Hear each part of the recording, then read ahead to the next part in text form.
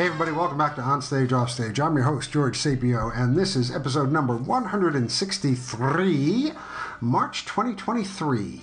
Our guest this month is Patrick Gabridge. Patrick is many, many things. He is a playwright, he is a producer, a novelist, and I came to know of him through the PlaywrightBinge, an online supportive community for playwrights, with a focus on the marketing and business side of playwriting, which helps all of us creative types figure out how we're going to manage all the things we've spent so much time creating and putting together. This is a loose affiliation of how many members would you say?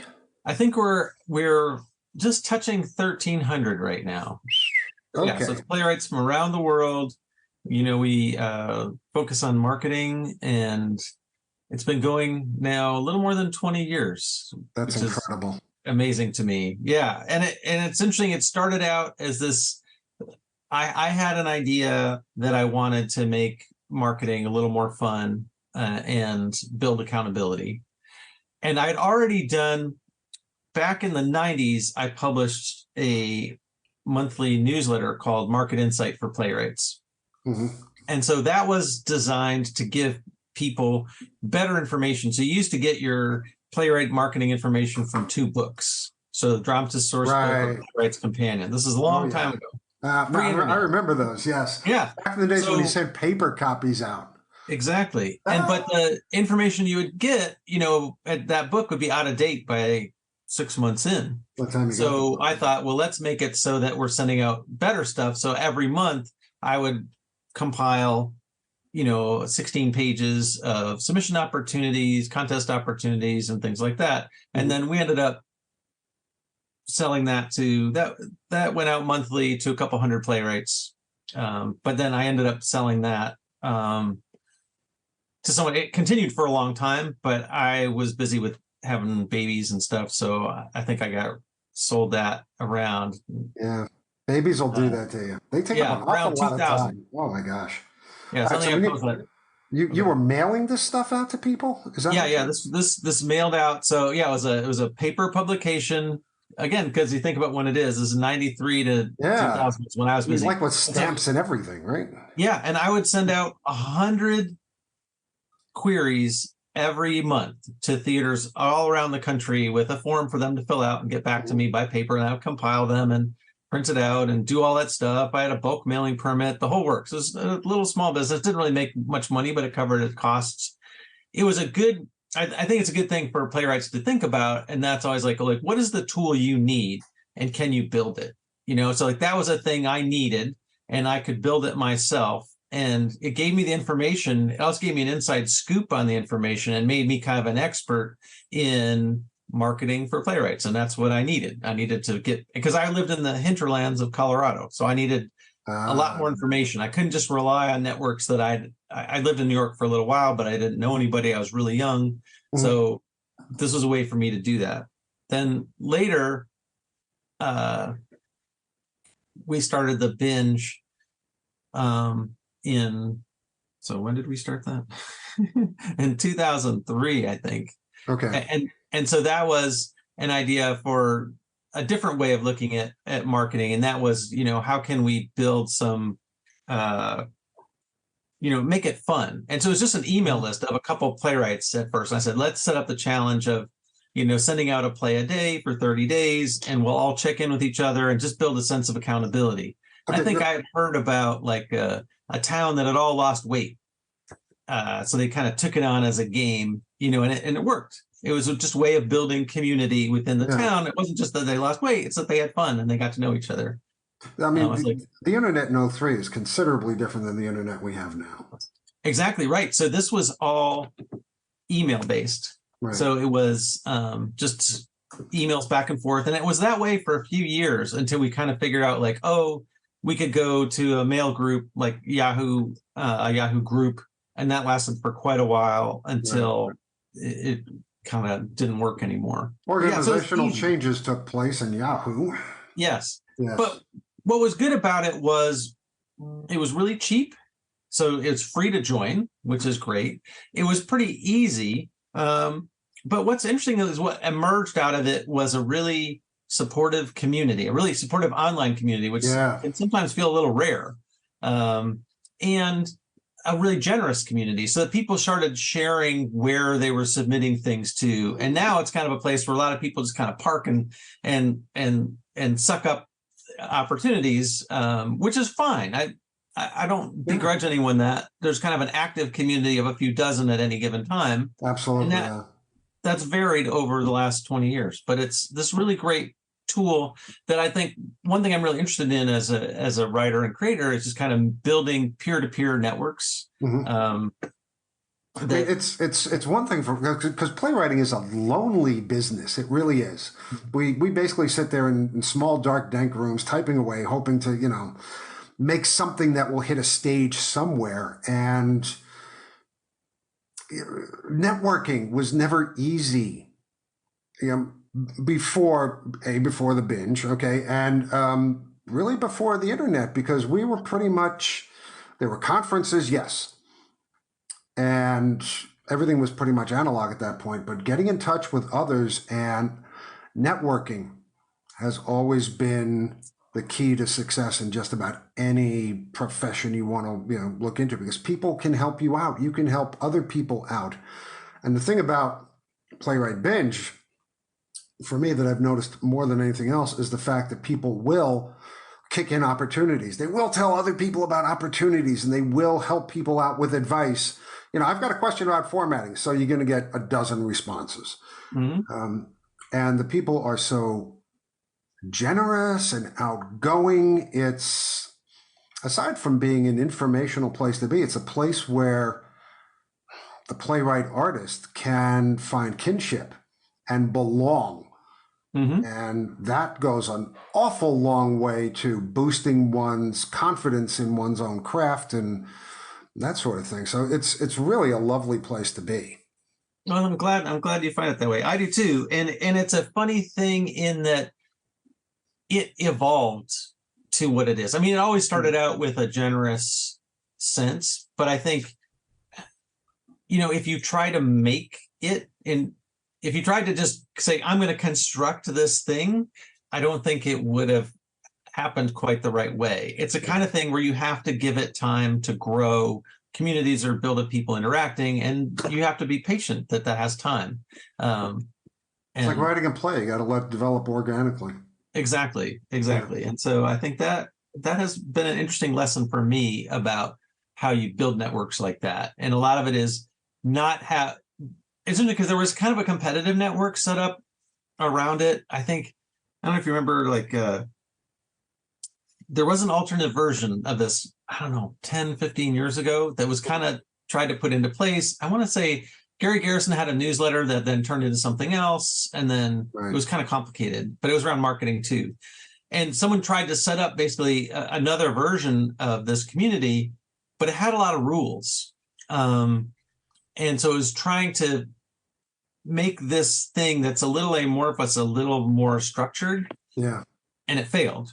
And that's the kind of the odd secret about this thing, is that there isn't this huge long form you have to fill out and a code of conduct and all this stuff. And some people are like, oh, you should have one. I'm like, kind of, but that's actually not what allowed this to happen. Well, your code of conduct is more or less be respectful to everybody that you're interacting with. Right. But for the most part, everybody does. For the most part, that's true. And then every once in a while, we have an issue. We had to blow up this summer. And, I do my best to handle it. And other community members chip in. And I think it's community managed. Right. And that's kind of an interesting thing. How much of your lifetime does running this Playwright Binge take up? Surprisingly little, which is also what is why it's lasted so long, why I've been able to do it so long. And it doesn't cost a lot of money. It didn't used to cost us anything. And then now there's a subscription fee, but everybody chipped in right away, much more than we needed. We were covered for 5 years in a day, which was great. Yeah. I read everything that comes across the list, and it's really easy to get people to sign up. So I manage a few problems here and there. It's when communal problems break out, that's when it takes up a lot of time energy. Yes. And then the binge is kind of the 2 times a year. So for people who don't know what it is, in March and September, we send out a play a day every day for 30 days, and you report back to the group. And we'll see anywhere from, in those months, 800 to 1,500 emails come across the group in a short period of time. That's kind of, it takes up some time, but not as much as you'd think. Those are 2 busy months. I was going to get to that because I have heard back from. Let me preface it. It's one of the 2 months I pay extra attention to because of the opportunities. And yes, I'm your typical playwright. I want to send out as many plays as possible so I can get produced and share what I've got and can contribute to the group. But a lot of plays go out in February and September, but March and September, right? March and September. March and September, because the month we're in right now. And I've heard back from a couple of different theaters saying, all of a sudden we've gotten an awful lot of submissions here. Is there something going on? And I've had to introduce them to the group. But it's an odd thing in that it's as many people are as involved with it as are, and the surge of marketing activity that puts out is actually quite large, and it still operates under the radar. Like I had to introduce it to Tina Fallon at the Dramatists Guild a few years ago, and like no one in that office had ever even heard of it before. And I would say in general, large theaters, it's like, oh, what's this thing? I don't know. And a lot of well-established playwrights have never heard of it. But there's a lot of mid-level and beginner playwrights who have. And like you said, theaters, if they accidentally get mentioned and they didn't know it was coming, all of a sudden, boom, they could have 100 scripts the next day. Exactly. And that's tough to wade through because these theaters get enough scripts as it is. They put out a call, boom, inbox is filled. Right. But once the binge kicks in and the inbox has a waiting line. It's a kind of weird thing in that there is a concern that sometimes we're too successful, and do we break theaters' submission processes? It's unclear because I would say most of the calls that go out there, they're put into the public domain. So it's not like, we hacked somebody's system to set up a submission, but it's just they weren't ready for the exposure, and you have to be careful not to accidentally expose somebody that's not ready, I would say, right, as a theater. A couple of the places I've heard from, the larger places, generally tend to get more. The smaller theaters, because of what they are able to give the playwright once the play is selected, don't get as many. I think most people tend to shoot for the bigger theaters that will give you a flight out, will give you place to stay, will buy you breakfast or something, whatever it happens to be. And I think there's probably about 4 of them left. But most of the smaller theaters noticed an uptick. It wasn't none of the places that I've heard from said it was a huge uptick. It was just we're getting more than normal. So yeah, it's a busy month for a lot of playwrights, but it's an amazing thing that has taken so much time to come together, and like we said before, has developed organically into a very supportive organization where people actually look out for each other. Yeah, it's nice. It's hard to find that online. And I think the process of, if you participate in one of the 2 binges, I think partly what's designed to do is to build a habit, right? So if you really buy into it and you're like, I'm going to do this every day, I get up early at 7 a.m., I'm going to send out a script for 30 days, like you've changed something about yourself and about your marketing process. And that can have a really powerful impact. Yeah, because marketing is key to this business. I mean, most of us are artists. We're playwrights. We're artists. We make art, but we're not taught how to market that. We're not taught how to take what we've created and turn it into a product. And here I'm making air quotes. But it is a product. How do we get and you've mentioned marketing more than a few times. What's your background in marketing? Nothing, not specific. I think I grew up in my father had a small business, so kind of paid attention to how to get the word out there. And so I'm in, and I've had small businesses, so I'm engaged in that. Right. But yeah, you're right. You can keep your play in your drawer, your hypothetical drawer, but no one's gonna, break down the door and come, no one has called me yet and said, I broke into your office and I found the script on your desk and we want to do it, or that we hacked your computer and we found this thing. It just really doesn't work that way. Oddly enough, which could constantly surprises me. Oh my God, because my computer is full of brilliant, Pulitzer Prize winning works. Right. Yeah. So, okay. Aside from Playwright Binge and The Binge, which are both amazing, a lot of your work is historical. You've done plays in place, site-specific, I'm going to say bespoke works, where people contact you to create something specific for them, for that particular location. Do I have that right?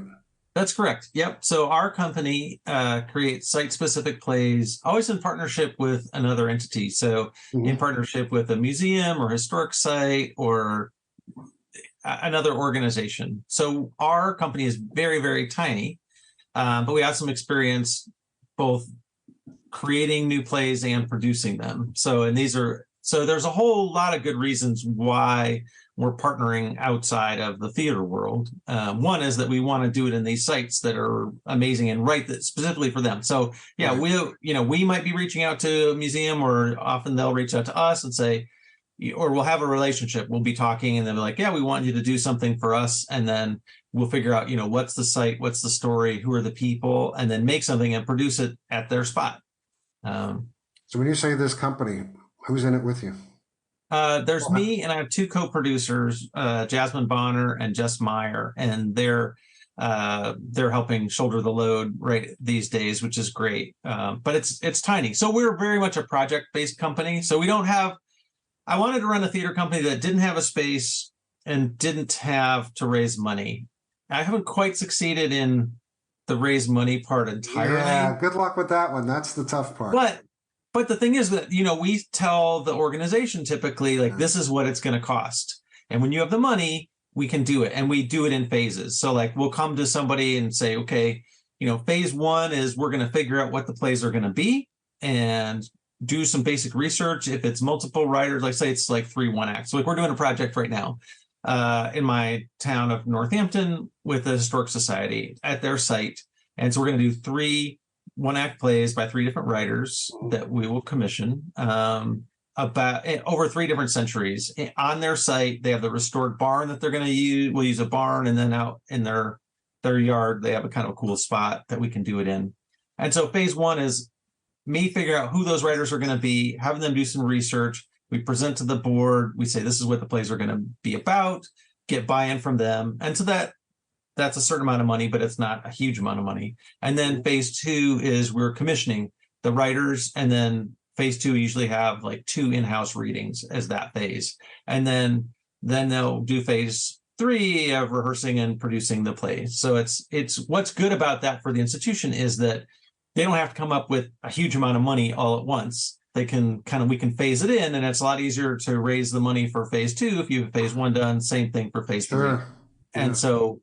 And these are professional productions. They may or may not be equity. It just depends on the size of the organization and the type of show it is. Like, it's hard to do. Like, we had a show that ran 7 days a week, 3 times a day for 8 weeks. That was a 1-act play that took place in a museum. It was written around an historic door from the John Hancock Mansion. And so they had said, we want it to be part of this exhibit that's about unheard voices in American history. We have this door that's been sitting in storage for 100 years. It's going to be the centerpiece of this exhibit. We want you to write a play about this door. And I said, well, I can't write a play about a door, but I can write a play about people. All plays are about people. And so figured out 2 people who were in that household, Cato Hancock, who was enslaved in that household, and Dolly Hancock, who was married to John Hancock. And so they lived in this household together for some 40 years. And so it's kind of about them, but also the era of history kind of that was happening, the revolution that was happening all around them. talking about enslavement and roles of women and family and things like that, all in kind of like a 25-minute little two-hander. That was fun. But we did it for 2 summers, like 270 performances, some 7,000 people. That's incredible. It was pretty cool. It was a good producing challenge too. But that's the kind of that's one kind of thing we might do. Sometimes there are standalone things, like Blood on the Snow was a play that we did about a meeting that took place on the day after the Boston Massacre.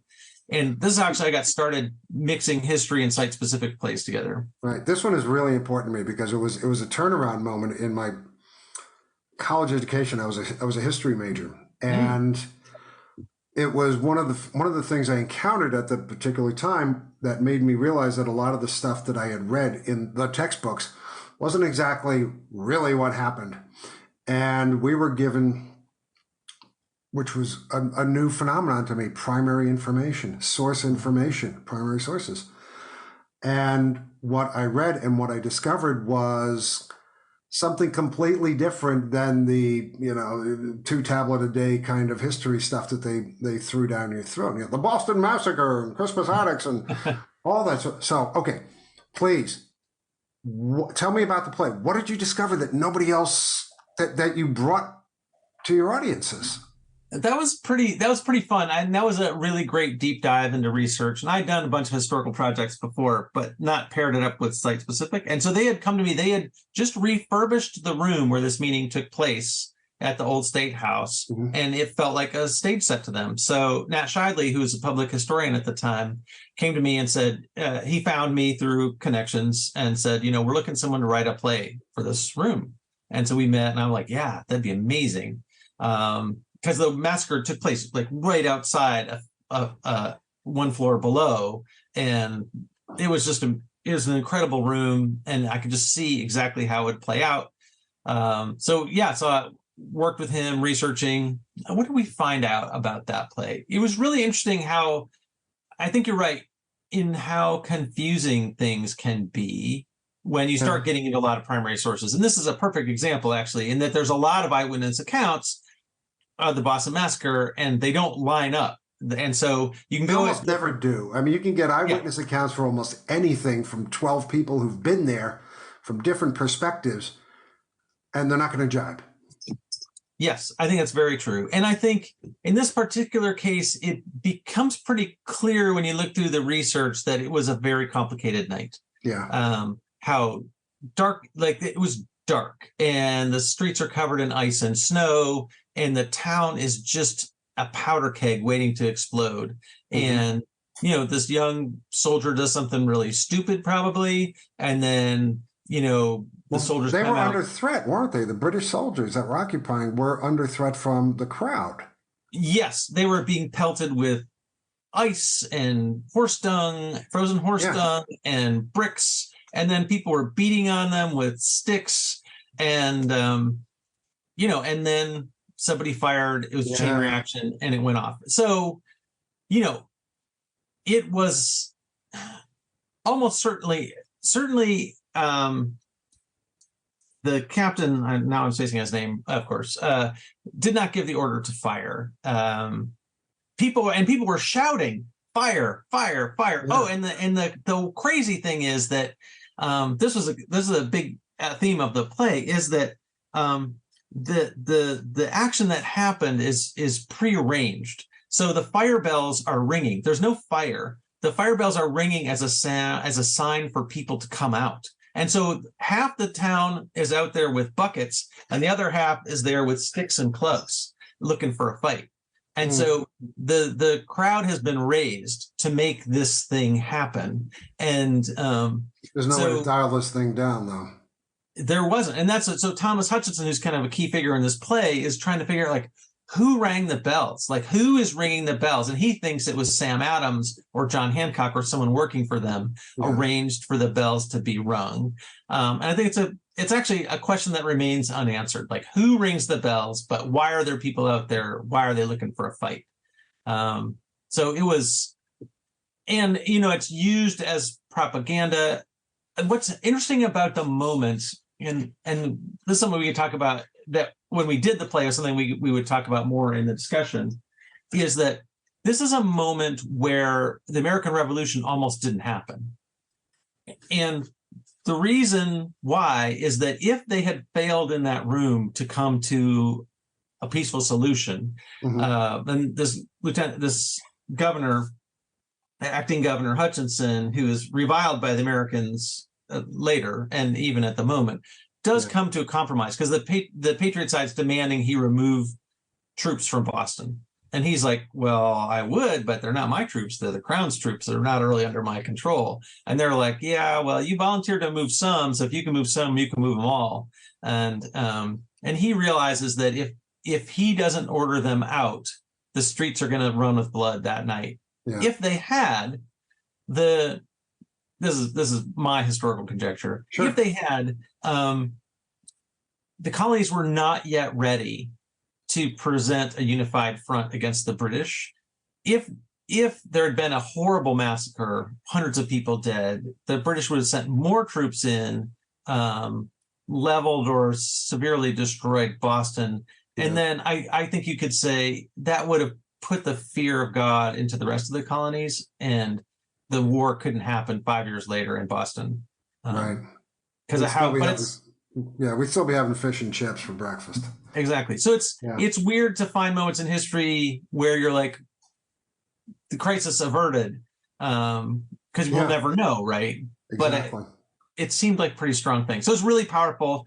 And it was a kind of thing where we did this show in this room. It's downtown Boston. And, the museum had some lectures and, talks and things like that. And always been kind of lukewarm attended. The same 20 people go to these things all the time. So it was a big gamble on their part. It took us a while to raise the money. The National Park Service kicked in a big chunk of it as a partner. And then we put the production together. It was a great team of professional actors. It was a terrific show. And you felt like you're kind of fly on the wall right there. It happened. Right. You're sitting right in their laps. It's 50 people in a pretty small room. The photos on your website look great, by the way. So, we had great press photos. And we sold out before we even opened. Now, I'd never had that happen before. Wow. We added a week, it sold out. We came back the next year for 12 weeks and sold that out. So that was kind of a sign like, oh, this is something people really want to see. Sure, yeah. How long did it take you to do the research on this?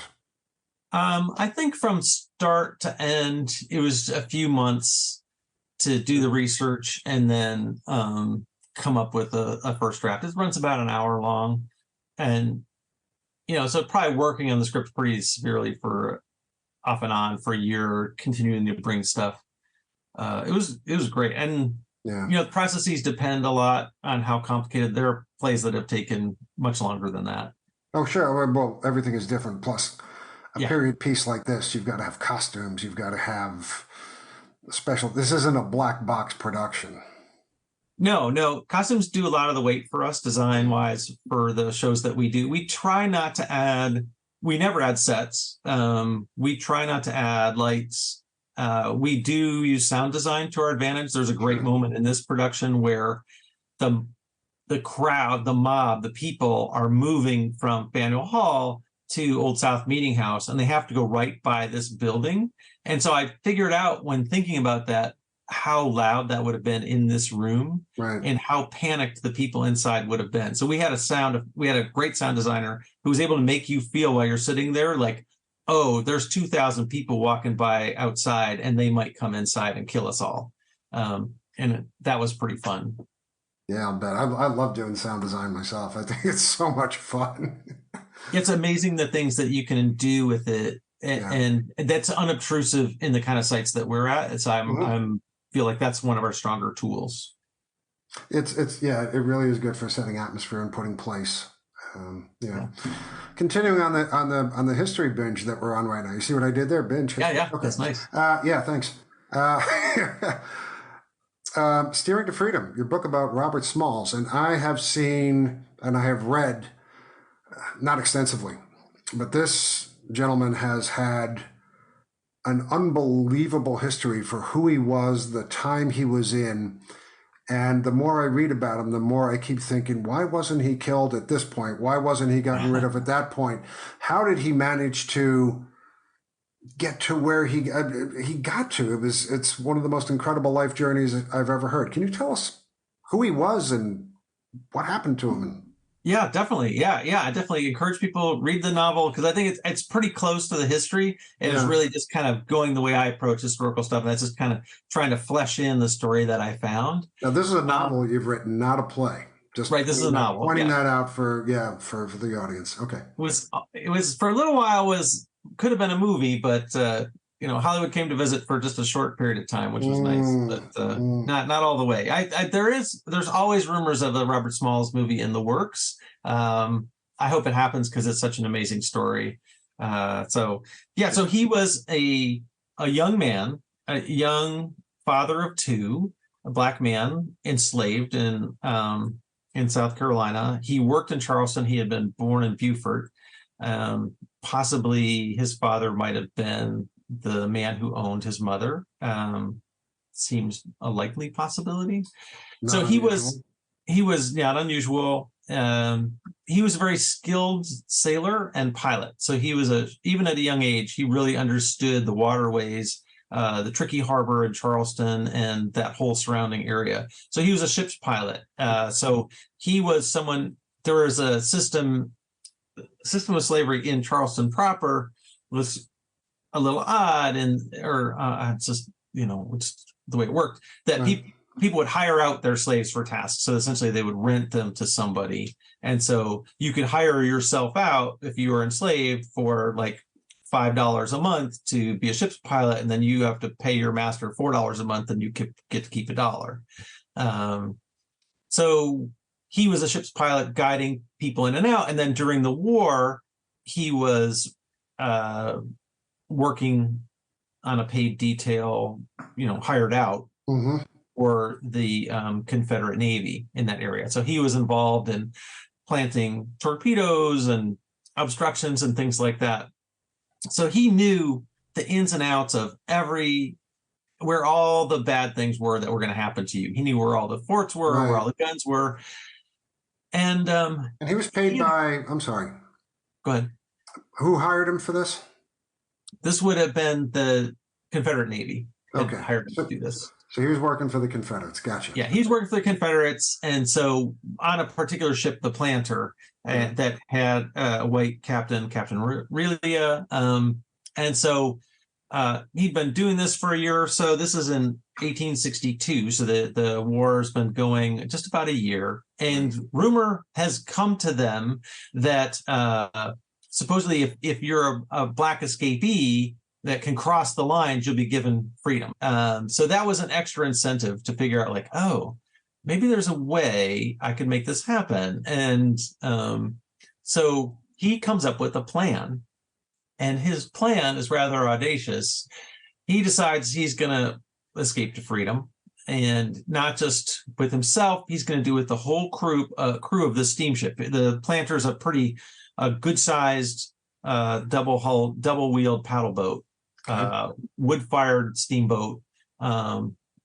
It's, I want to say 100, 150 feet long, can hold a couple thousand bales of cotton when fully loaded. It was the flagship of the general in town. So it was one of the better ships around in Charleston Harbor in the Confederate Navy. So he decides he's going to take that ship and all of the crew. And just to make things a little more difficult, he says, we're also going to take our family with us because he doesn't want to leave his wife and children behind in slavery. So they come up with a plan. When the officers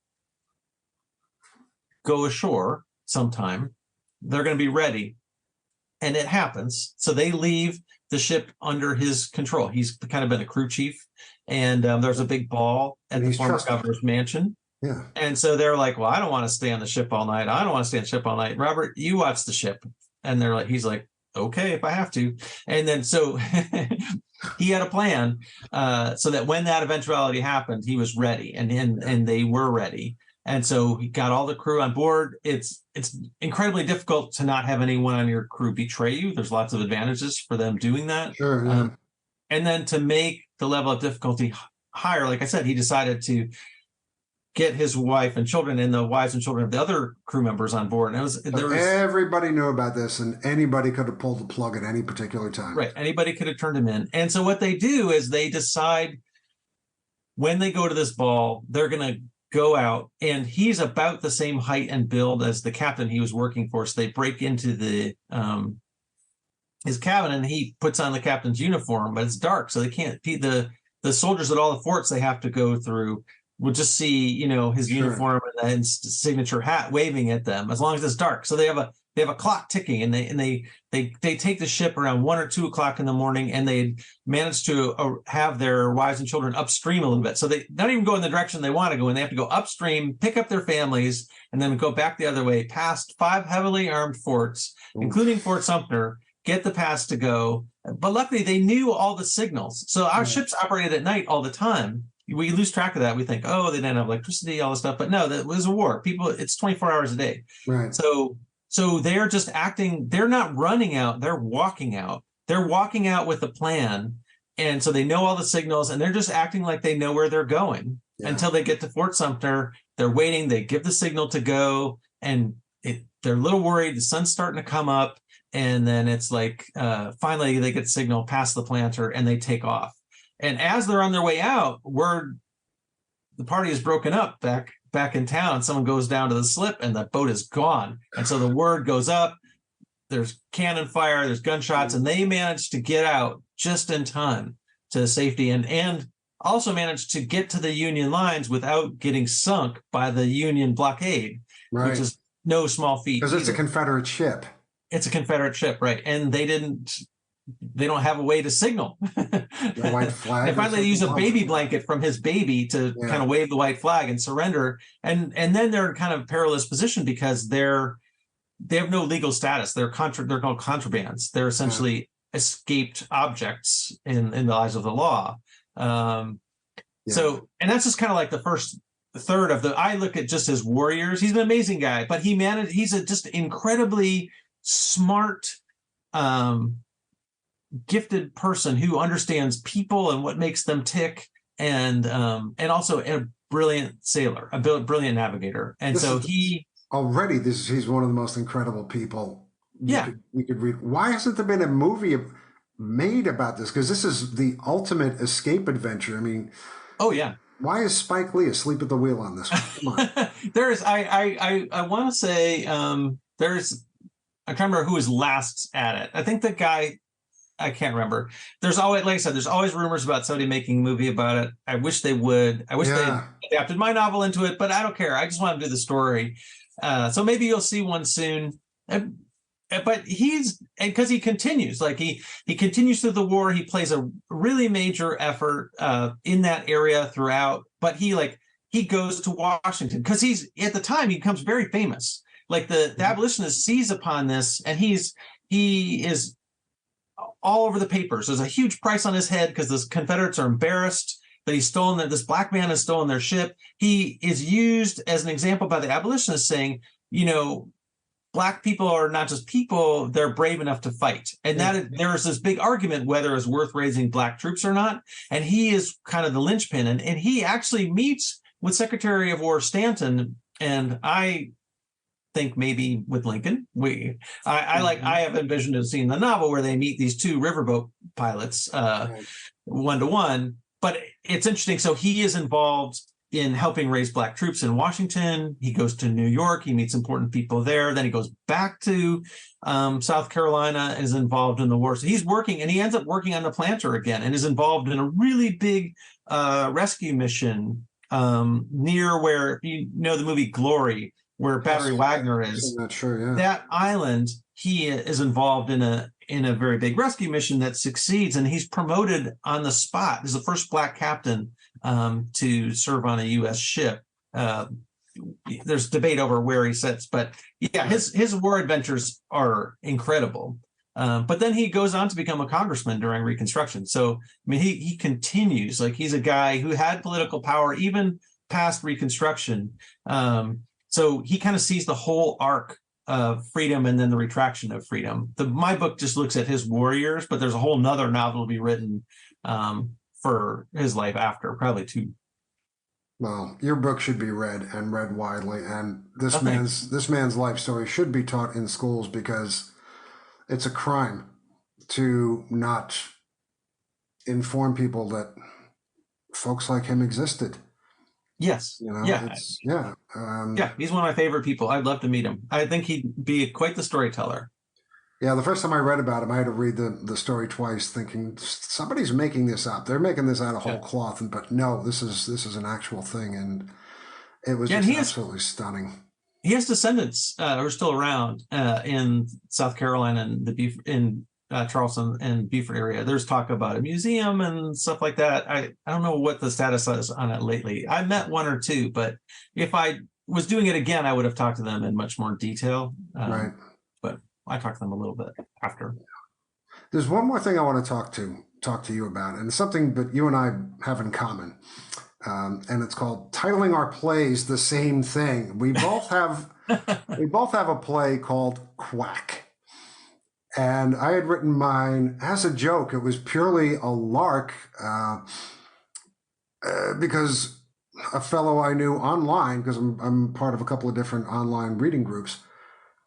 Had a bit part in somebody else's play where basically his only line was quack. And we had a ball with that one. And somehow the joke got exploded. And I wrote another play where there's a character in it who only has one, well, the only line he has, which he repeats several times, is quack. And then I'm doing research on you and I say, you've got a play called, I'm going to say this again, Quack. So tell me a little bit about this play that we both kind of plagiarized titles from. I think I plagiarized yours, but we'll let the lawyers let the lawyers work this out. Yeah, they'll have to figure that out. Mine is actually a very simple and sweet and sad little 10-minute play. I had come across, I think I don't know, I was in a mode writing stuff, and there's a phenomenon where young ducks become imprinted on people. And I think I'd read a story about a guy in college who had an imprinted duck follow him to class and everything like that. So I wrote the story from the point of view of the duck, growing up to worship and idolize this boy. And then, in the end, he has seen her as his best friend for a while, but then gets a little peer pressure about, you maybe should be bringing her to your grad school classes and stuff like that. So he kind of has to inform her that she's a duck. And she didn't really realize that. And then he starts laying out like, well, this is what ducks do. And, ducks don't wear slippers and they don't wear my sweater and they don't talk. They just quack. And so it's about relationships. I think my daughter was probably a teenager at that time. So I'm watching, young women go through relationships and think about how men treat or shape them. And so, but it crams a lot into a little piece. It's a really interesting play structurally, even in 10 minutes. Cool. Would love to see it one of these days. We should get together and just do plays called Quack. I would totally be up for that. I'd be I'll be in touch. I'll let you know. Yeah. Patrick Gabridge, this has been so much fun talking with you. I love your writing. I love what you've done, especially with the historical works. I love the binge. It's been a gift and a godsend, not just for me, but for 1,300 other people who've benefited from this. And we found a community because of you. So for all of us, I'm going to just go forward and say thank you for that. Oh, thank you. And thank you for having me here today. It was just great talking with you. And I just love getting to listen to all the people you talk to. So glad to be one of them. Hey kids, thanks for listening to Onstage Offstage. Onstage Offstage is produced monthly, and all of our shows can be found at onstageoffstage.org and also on iTunes and Spotify. If you enjoy what we do, please recommend us to your friends. Don't forget to like us on Facebook and follow us on Twitter at OnOffStage. And if you are a theater artist with an upcoming project of interest or know of someone in the theater who'd make some seriously good chat, by all means, send us a note at info@onstageoffstage.org.